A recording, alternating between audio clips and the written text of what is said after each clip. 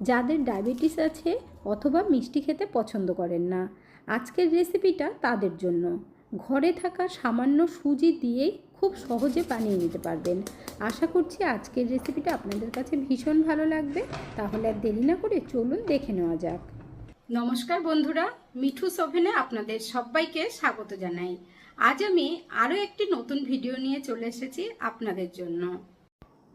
ঘরে থাকা সামান্য সুজি দিয়ে তৈরি করার জন্য প্রথমে কড়াইয়ের মধ্যে আমরা 2 কাপ পরিমাণে জল দিয়ে দেব। তারপর অল্প নুন দিয়ে একটু ভালোভাবে মিশিয়ে নিতে হবে। তারপর জল আমরা ফুটিয়ে নেব। আর যখন দেখবেন হালকা একটু ফুট উঠে গেছে, তখন এর মধ্যে সেম কাপ মেপেই 1 কাপ সুজি দিয়ে দেব আর 1 কাপ আটা দিয়ে দেব। আটার বদলে আপনারা চাইলে ময়দা দিয়ে তৈরি করতে পারেন। এরপর গ্যাসের ফ্লেম একদম লো আঁচে রেখে খুব ভালোভাবে মিশিয়ে নিতে হবে, যাতে করে সুজি আর আটাটা সিদ্ধ হয়ে যায়। আস্তে আস্তে খুব ভালোভাবে মিশিয়ে নিলেই দেখবেন ডোয়ের আকারে এসে যাচ্ছে। তো এখন গ্যাসের ফ্লেমটা বন্ধ করে দিয়ে আমরা নাবিয়ে নেব। একটা বড় থালার মধ্যে নাবিয়ে একটু সময় ঠান্ডা করতে হবে। আটা সুজির মিশ্রণটা খুব বেশি ঠান্ডা করা যাবে না, গরম গরম মেখে নিতে হবে। এখানে দেখুন আমি একটু ছড়িয়ে দিচ্ছি, গরম আছে তবে হালকা একটু ঠান্ডা করে তারপর মেখে নেব।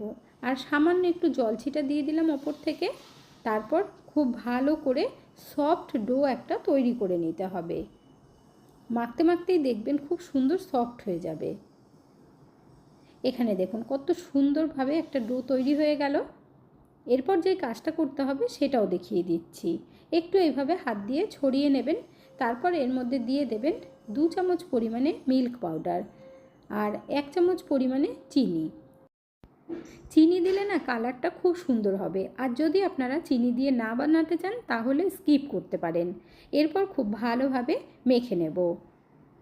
মিল্ক পাউডারটা দিলে টেস্টটাও খুব সুন্দর হবে। 2 মিনিট সময় নিয়ে ভালোভাবে মেখে নেবেন। এখানে দেখুন মাখা হয়ে গেছে। এর মধ্যে এখন আমরা দিয়ে দেব বেকিং পাউডার। 4 চামচের 4 ভাগের 1 ভাগ দেবেন। বেকিং পাউডারটা দিয়ে আবারও আমরা মেখে নেব। বেকিং পাউডার দিলে ওপর থেকে খাস্তা হবে আর ভেতর থেকে খুব সুন্দর সফট হবে আর খেতে দুর্দান্ত টেস্ট হয়। এখানে আপনারা দেখতেই পাচ্ছেন খুব ভালোভাবে মাখা হয়ে গেছে। আর এই ডোটা কিন্তু রেস্টে রাখতে হবে না। তারপর হাতে একটু তেল লাগিয়ে ছোট ছোট লেচি মতো করে নিতে হবে। আপনারা যতটুকু ছোট বড় রাখতে চান সেটা সম্পূর্ণ আপনাদের ওপর। যাদের ডায়াবেটিস আছে অথবা মিষ্টি খেতে পছন্দ করেন না, তারাও কিন্তু এই রেসিপিটা তৈরি করে খেতে পারবেন। যদি চিনি না দিতে চান দেবেন না, কোনো অসুবিধে নেই, এমনিও বানিয়ে নেওয়া যাবে। এরপর ছোট একটা লেচি নিয়ে ভালোভাবে গোল করে এইভাবে একটু চ্যাপ্টা করে দিলেই তৈরি হয়ে যাবে। দেখুন বানানো কত সহজ। আর এটা যেন চারদিক থেকে ফেটে না যায় সেইভাবে মেখে নেবেন ডোটা। এটা কিন্তু অবশ্যই খেয়াল রাখতে হবে। আরও একটা তৈরি করে আপনাদেরকে দেখিয়ে দিচ্ছি। বন্ধুরা, আজকের এই ভিডিওটা যদি আপনাদের ভালো লেগে থাকে তাহলে আমার চ্যানেলটিকে অবশ্যই সাবস্ক্রাইব করবেন। পাশে থাকা বেল আইকনটি দাবিয়ে দেবেন, সবার সাথে শেয়ার করবেন। আরেকটা লাইক করতে ভুলবেন না কিন্তু। হাতের কাছে থাকা উপকরণ দিয়েই খুব সহজে বানিয়ে নিতে পারবেন। আর বানাতে টাইম ভীষণ কম লাগে, খুব তাড়াতাড়ি হয়ে যায়। এইভাবে আমি সবকটা একবারে তৈরি করে নিয়েছি দেখুন। আর একটুও কিন্তু ফাটেনি চারদিক থেকে। সবকটা তৈরি করা হয়ে গেলে তারপর ভেজে নেবেন, তাহলে সুবিধে হবে। তেল হালকা করে গরম করে নিয়েছি। এর মধ্যে এখন একটা একটা করে দিয়ে দেব। আর গ্যাসের ফ্লেমটাই এই সময় মিডিয়াম আঁচে রাখবেন। তারপর যতগুলো একবারে ধরবে দিয়ে দেবেন। ভাজার সময় কিন্তু কোনো রকম প্রবলেম হবে না। চাইলে আপনারা আরও বেশি করে তেল দিয়েও ভাজতে পারেন, কিংবা আরও কম তেলেও ভাজা যাবে। 2-3 মিনিট বাদে আস্তে আস্তে উল্টে দিতে হবে। আর দেখতেই পাচ্ছেন কত সুন্দর ভাজা হচ্ছে। এইগুলো খেতেও এত টেস্ট হয় কি বলবো বন্ধুরা, তৈরি না করলে বুঝতেই পারবেন না। আর বানানো কতটা সহজ। আমি যেইভাবে সব কিছুর মাপটা দেখিয়ে দিয়েছি, যদি আপনারা একইভাবে তৈরি করেন তাহলে কিন্তু একদম পারফেক্ট হবে।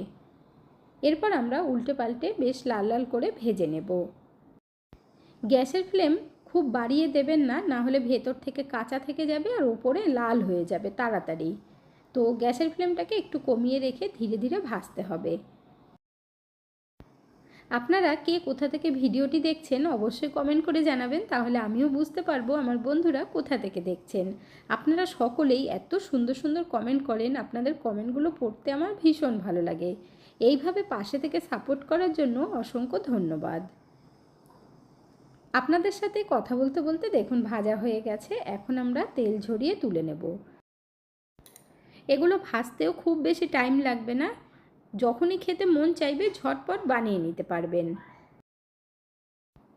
ওপর থেকে যেমন ক্রিস্পি হয় আর ভেতর থেকে পুরো সফট, মানে এটা কিন্তু সেই বিস্কুটের মতো হবে না যে একদম মচমচে বা শক্ত হয়, সেরকম কিন্তু কিছুই হবে না, ভেতর থেকে পুরো সফট হবে। এরপর বাকিগুলো তেলের মধ্যে দিয়ে দিচ্ছি আর একইভাবে ভেজে নেব। সবগুলোই আমাদের ভাজা হয়ে গেছে। আওয়াজটা শুনে বুঝতেই পারছেন যে কতটা মচমচে হয়েছে। এখন আপনাদেরকে একটু দেখিয়ে দেব ভেতর থেকে কতটা সফট হয়েছে।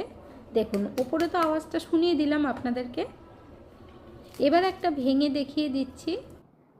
দেখুন ভেতর থেকে কত সুন্দর হয়েছে।